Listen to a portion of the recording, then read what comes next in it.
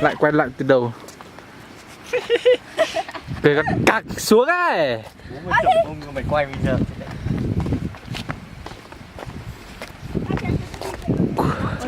Vâng.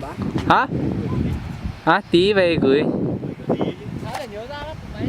Lấy vào trong bán như vừa nãy qua điện thoại vừa nãy chụp xa ấy. Đấy sau lấy ra lưu lại. Sau lại gửi qua Facebook không được. Thế tí phải tải ra luôn rồi. Tải ra cho đỡ bức ảnh á. Nhờ lúc chờ xì trong góc cha nữa. Mày nói tiếng Việt đi.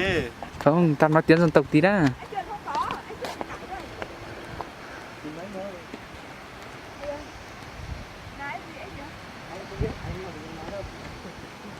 Thì ở tên nó muốn là bị chơi trong lúc trong bên mà trong cỡ ngồi nữa nè lúc trong là mà lúc bỏ bị cửa hàng lúc bị hổ đấy đấy phải không chỉ bỏ sáu bộ mông nhau này đó chỉ mà khó xưa dị xưa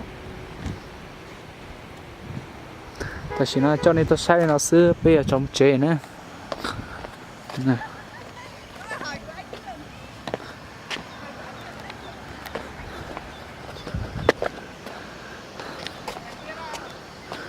ถ้าชนะในสัตว์ตัวละกูตัวโตเกินกว่าที่นั่น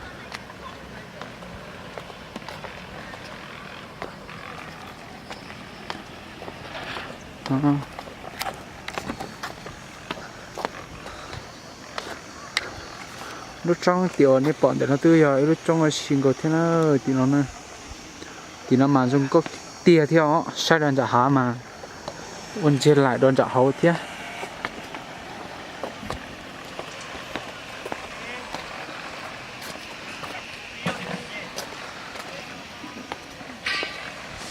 cứ cho nên là sai nó xí nữa